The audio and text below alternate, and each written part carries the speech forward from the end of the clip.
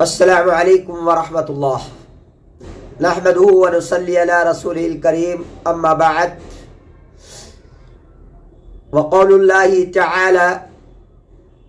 لیس البر ان تولوا وجوہکم قبل المشرق والمغرب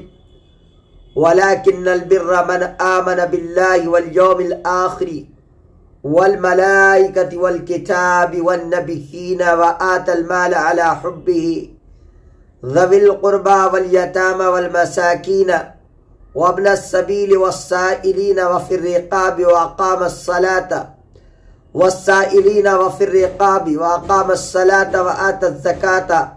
والموفون بعہدہم اذا عاہدوا والصابرین فی الباساء والضراء وحین الباس اولئک الذین صدقوا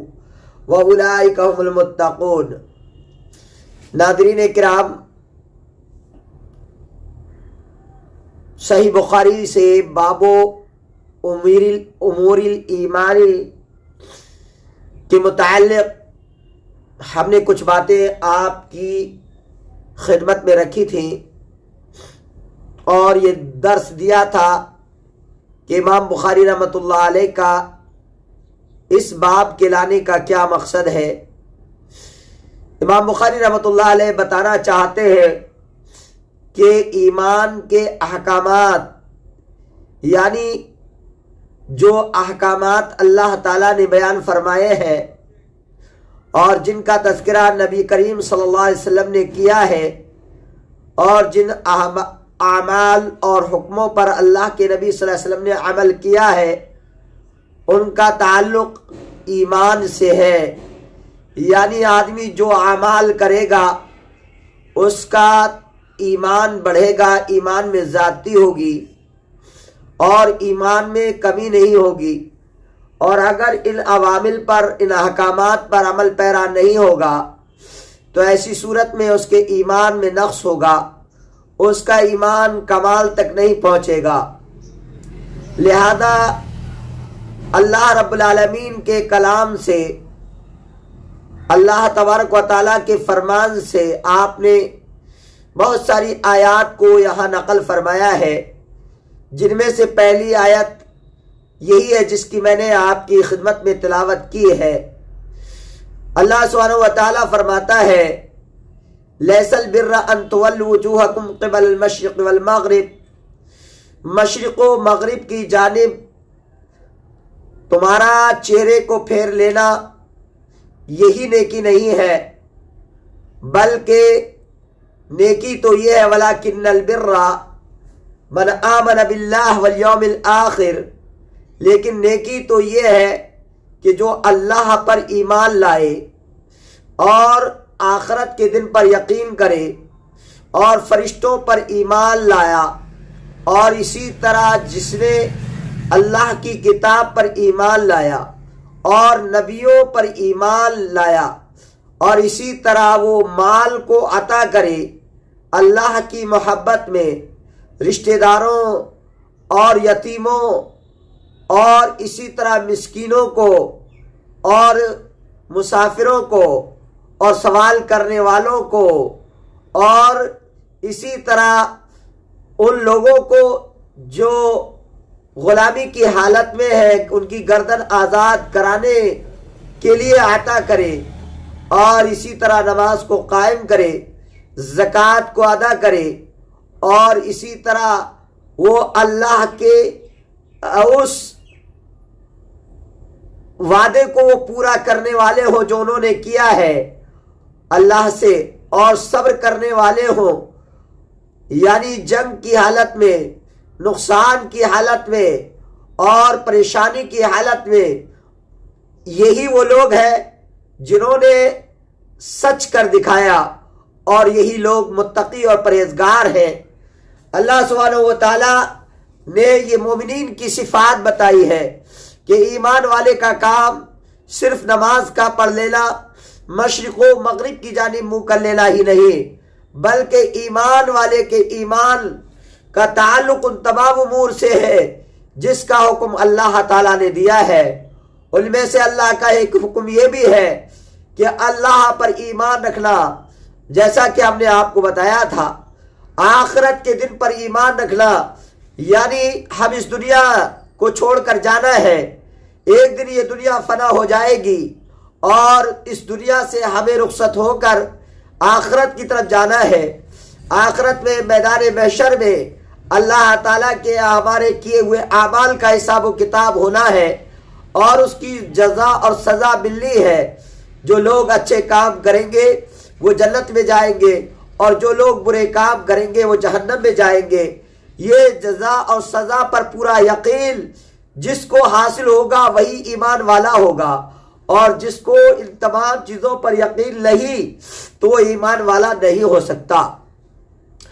اور اسی طرح اللہ کے فرشتے جتنے ہیں جن کے بارے میں نبی کریم صلی اللہ علیہ وسلم نے بتا دیا ہے اور جن کے بارے میں ہم نہیں جانتے ہیں، ہم ان فرشتوں کو جن کو جانتے ہیں اور جن کو نہیں جانتے ہیں سب پر ہمارا ایمان ہے۔ اللہ کی بے شمار مخلوقات ہے اور ہر مخلوق کے ساتھ اللہ نے فرشتوں کو رکھا ہے۔ خود ہمارے ساتھ اللہ تبارک و تعالیٰ نے بہت سارے فرشتوں کو رکھا ہے۔ ہمارے دائیں ہاتھ کے کندھے پر اور بائیں ہاتھ کے کندھے پر 2 فرشتے ہیں جن کو کرام الکاتبین کہا جاتا ہے، اور اسی طرح ہمارے دائیں چلنے والے فرشتے، ہمارے بائیں چلنے والے فرشتے، ہمارے پیچھے چلنے والے فرشتے، ہمارے آگے چلنے والے فرشتے۔ غرض یہ کہ بے شمار فرشتے ہیں۔ جب ایک آدمی کے ساتھ اتنے فرشتے لگے ہوئے ہیں تو اندازہ لگائیے کہ اللہ کی مخلوق اس کائنات میں کتنی ہے۔ ہر مخلوق کے ساتھ اللہ نے فرشتوں کو لگا رکھا ہے، اور یہ بے شمار مخلوق ہے اللہ کی، ایسی مخلوق ہے جس کو اللہ پر بہت بڑا یقین ہے، اور جو اللہ کے حکم کی نافرمانی نہیں کرتے، جو اللہ کے سامنے سجدہ ریز رہتے ہیں، اللہ کے حکم کی اطاعت کرتے ہیں، جس بات کا اللہ ان کو حکم دیتا ہے اس بات کو سر انجام دیتے ہیں، اور اللہ کے حکم سے یہ سرتابی نہیں کرتے، اللہ کے حکم سے یہ لا اعتنائی اور لاپرواہی نہیں برتتے۔ اللہ تعالیٰ جس طرح ان کو حکم فرماتا ہے اسی طرح یہ اللہ کے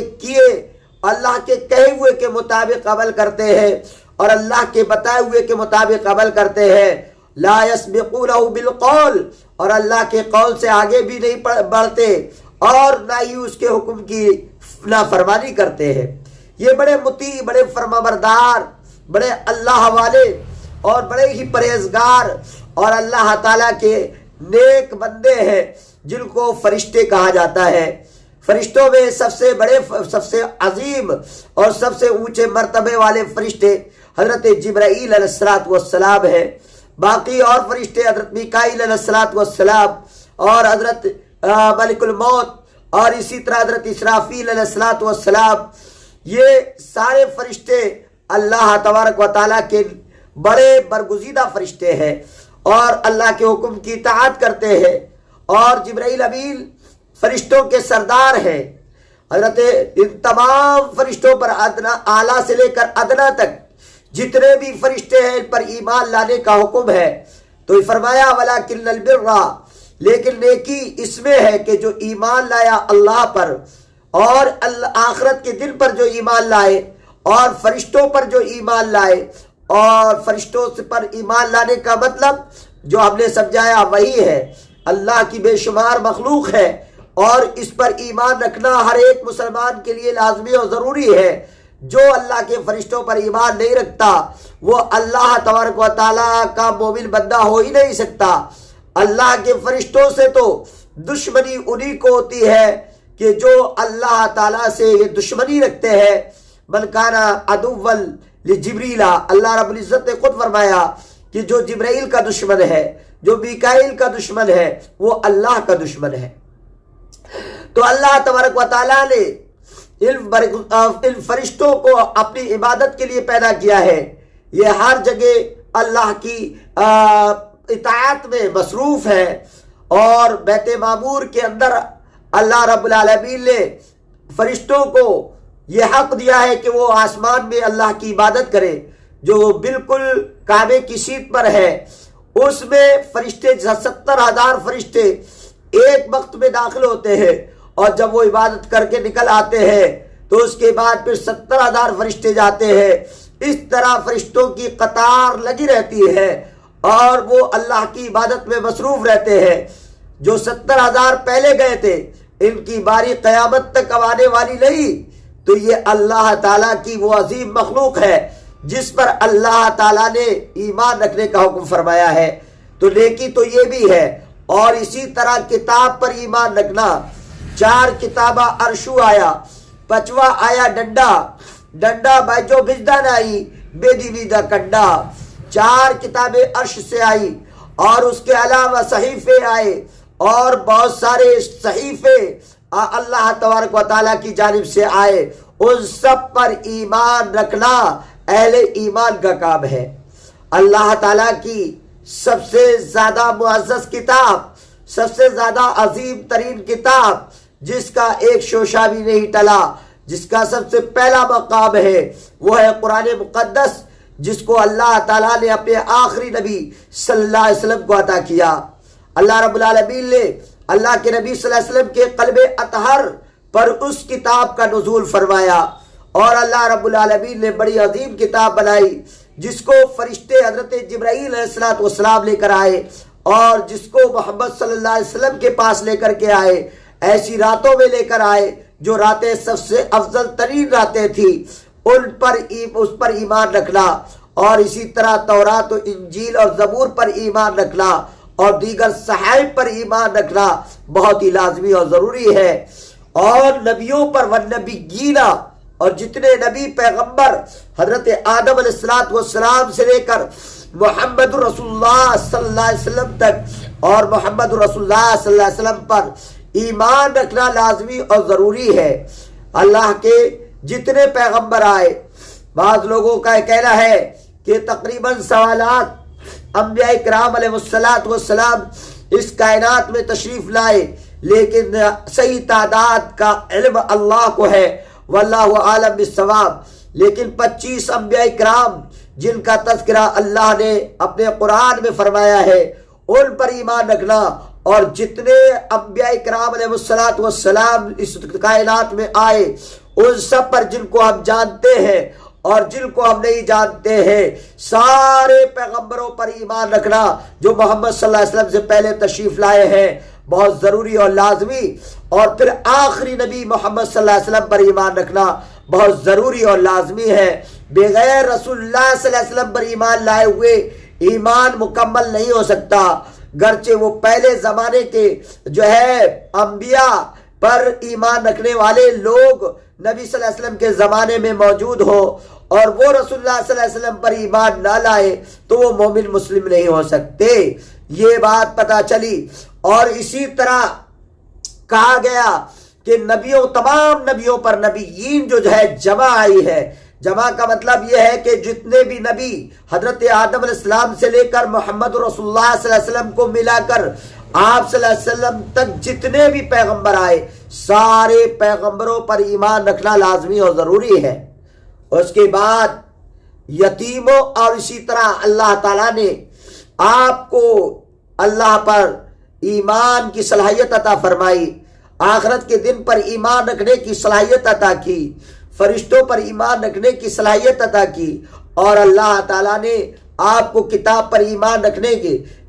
صلاحیت عطا فرمائی۔ پھر آپ نے نبیوں پر ایمان رکھنے کی آپ کو اللہ تعالیٰ نے سعادت نصیب فرمائی۔ ان تمام سعادتوں کے ساتھ ساتھ اور اللہ کی عبادتوں کے ساتھ ساتھ اللہ تعالیٰ نے آپ کے مال میں،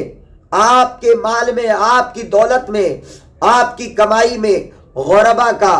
مساکین کا، فقراء کا، اور اسی طرح تمام محتاجوں کا، اور اپنے گھر والوں کا، اور اپنے گھر والوں کے علاوہ اور دیگر اور رشتہ داروں کا، عزیز و اقارب کا جو حق رکھا ہے اس حق کو پورا کرنا۔ کہا وآت المال علی حبہ ذوی القربى، اور مال کو عطا کرنا اللہ کی محبت میں، رشتہ داروں کو دینا، یتیموں کو کھلانا، اور مسکینوں کو کھلانا، مسافروں کو کھلانا، اور اسی طرح سوال کرنے والوں کو اپنے مال میں سے عطا کرنا، اور اسی طرح جو جن کی گردنیں آزاد نہیں ہیں ان کو آزاد کرانا، اور اسی طرح غلاموں کی آزادی، اور نماز کا قائم کرنا، زکوٰۃ کا ادا کرنا، یہ سب بہت ضروری اوامر اسلام ہے، احکام اسلام ہے، ان کے بغیر ایمان کی تکمیل نہیں ہے۔ یہ سب کرنے والا، اور اسی طرح نماز کا قائم کرنے والا، نماز کے قائم کرنے سے مراد 5 وقت کی نمازیں پڑھنے والا، اور اسی طرح نوافل کو ادا کرنے والا، زکوٰۃ کا ادا کرنے والا، زکوٰۃ جو اللہ نے اس کے مال میں جو اللہ تعالیٰ نے فرض کیا ہے اس کو غربا و مساکین تک پہنچانا بہت ضروری اور لازمی ہے۔ اور اسی طرح وعدے کی پابندی، جب کسی سے وعدہ کر لیا تو اس کو ایفائے عہد کرنا، وعدے کو پورا کرنا، یہ ایک مومن کا کام ہے۔ اور اسی طرح مصیبتوں کے وقت میں صبر کرنا، اور نقصان کے وقت میں صبر کرنا، جنگ کے وقت میں صبر کرنا، یہ ایسے لوگ ہیں جن کی صداقت کی جن کی سچائی کی گارنٹی اللہ تبارک و تعالیٰ نے عطا فرمائی ہے، اور انہیں اللہ نے متقی قرار دیا ہے، انہیں اللہ نے پرہیزگار قرار دیا ہے۔ آج اسی آیت پر اور اس کی تشریح پر، بس اتنی تشریح پر میں اکتفا کرتا ہوں، اور یہ بتانا چاہتا ہوں نماز کا قائم کرنے والا، زکوٰۃ کا ادا کرنے والا، وعدے کو پورا کرنے والا، اور اسی طرح مصیبت کے وقت میں صبر کرنے والا۔ آج مصیبت کے وقت میں لوگ صبر نہیں کر پاتے، حالانکہ صبر کرنے کا حکم ایک مومن کو دیا گیا ہے۔ اللہ ہم سب کو ان تمام اعمال اور احکامات پر عمل کرنے کی توفیق عطا فرمائے، آمین۔ وآخر دعوانا ان الحمد للہ رب العالمین، والصلاة والسلام علی سید الانبیاء والمرسلین، والحمد للہ رب العالمین۔ السلام علیکم ورحمۃ اللہ وبرکاتہ۔